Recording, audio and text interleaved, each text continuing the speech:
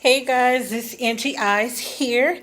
Um, hey, how you doing? So today is just going to be some of my thoughts that I share with you guys. Today is the seventh anniversary of my mother's death. She died on November 23rd, 2008. And, usually on this day, I'm very depressed. I'm very down. I'm like a little irate, a little angry, like really sad. And it's just a day that I usually don't even get up out of bed, and I don't even try to get up out of bed. And if I do, I spend a whole day crying. But today is a little bit different. And I think that's just because I changed my perspective about death. And that's what I want to share with you, or at least you that who have lost someone close and who have experienced something really traumatic. I mean, for me, it was the death of my mother was the most traumatic thing that I've experienced in my lifetime so far. And you're talking to a woman who's been through a lot, who's experienced a lot of loss. I mean, I lost my father. I mean, I went through a broken marriage, went through like a stillborn. I had a stillborn before. I've had multiple miscarriages before, and lost a ton of friends, relatives, and just people who were dear to my heart. And the grief process is never easy for anyone.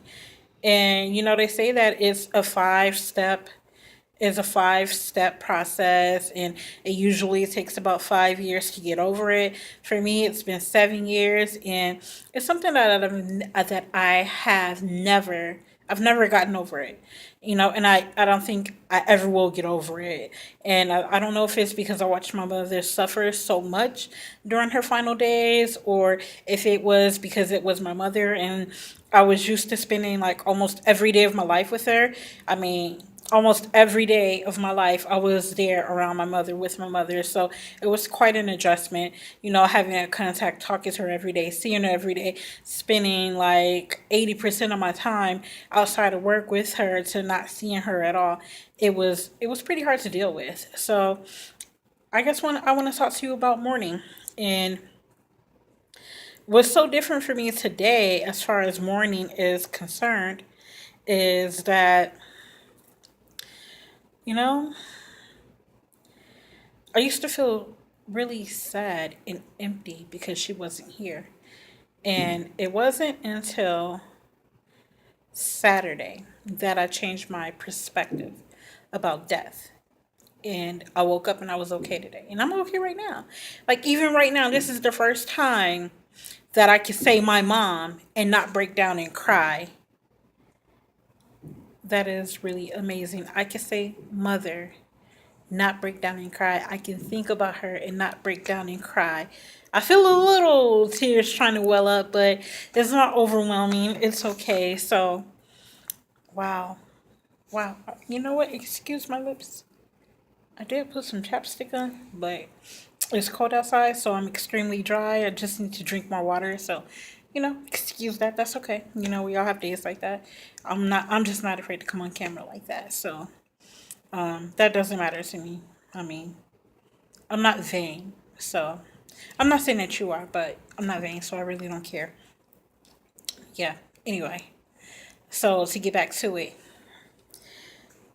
my perspective has changed because when I thought about death and I thought about my mother, I used to feel sad. Like, and Saturday, I just had to have a reality check, a check myself moment. And in that moment, I thought, girl, why are you feeling sad for your mother?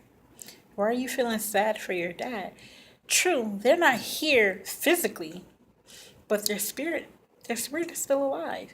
You may not be able to see them, you know, and interact with them physically, but they're still here. They're here in your heart, they're here in your memories, and then on top of that, they're not suffering. I'm not never again will I feel sad or bad for the dead. Never again. Because if you think about it, They're not suffering here anymore. They don't have to deal with the day to day woes of life. They don't have to deal with just, they don't have to deal with anything anymore. They don't have to deal with anything. They don't have to worry about finances. They don't have to worry about bills. They don't have to worry about protecting their kids. They don't have to worry about their spouses and their loved ones. They don't have to worry about their careers or education. They don't have to worry about their health. They don't have to worry about any of those things that we worry about. I don't feel bad for them. I feel bad for us who are still here, stuck here living. And I'm not saying that I want to die or anything like that, because I'm really not saying that. I really hope that I am one that lives to like 100 or older. I would like that, especially since both of my parents died young. But what I am saying is that while we're sitting here, while we're stuck, and while we're grieving over them, we're not living, and we're not honoring our loved ones by not living. Depression, it comes and it steals your joy. It kills your joy. That's all it does. So now you just have to change your thinking. Like, yeah, my mother is not here. I can't see her physically, but I see her in my dreams. I see her in my memories. I feel her in my heart, and I smile. I think about things that gives me joy. Like, how I felt if I was sick and I would go over there and she would give me comfort and, make me take a nap or run a hot bath for me or cook my favorite meal or just hug me or talk to me when I'm just like feeling down, or when she would get angry and discipline me, even as though I was an adult. Not necessarily discipline, but chastise me, like kind of yell at me and put me in my place or whatever. I miss those little things about her. I miss her smile. I miss her laugh. I miss smelling her food cooking in the kitchen. I miss her going to the park with me and my son, or taking long walks with her. I miss going out to lunch with her. These are the things that I miss about her. And those things aren't dead, because those were some of the experiences that we shared. I just miss her being there, and I hate that, her and my father, I hate that they're not here to, share some of the milestones of my son's life with me, you know? But I'm not going to take life for granted. Me being stuck in my grief isn't good for anybody.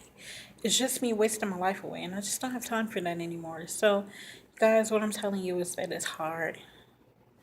And it doesn't get easy. I will never sit here and tell you that it gets easy. It doesn't.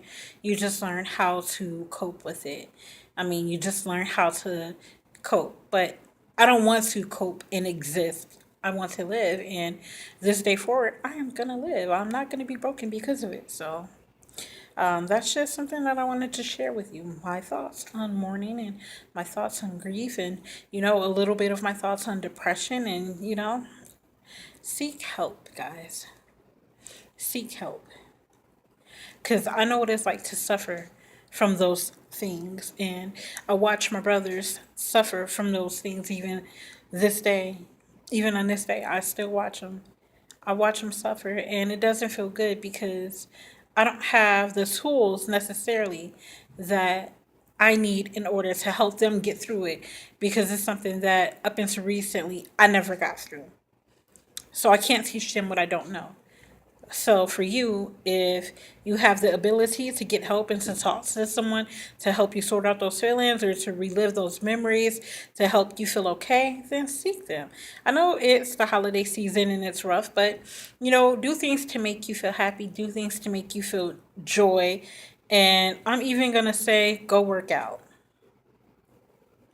Go work out. Go buy a pair of shoes. Go have a fancy lunch, or, go to a movie. Do something that makes you feel good, Spend time with your kids. Go to a children's hospital and read a book to a little kid, or go to a nursing home and listen to someone's story. Just go and do something that makes you feel good. That makes you feel good. Do something that makes you feel alive. Live. We're alive. Live. Live. I'm out.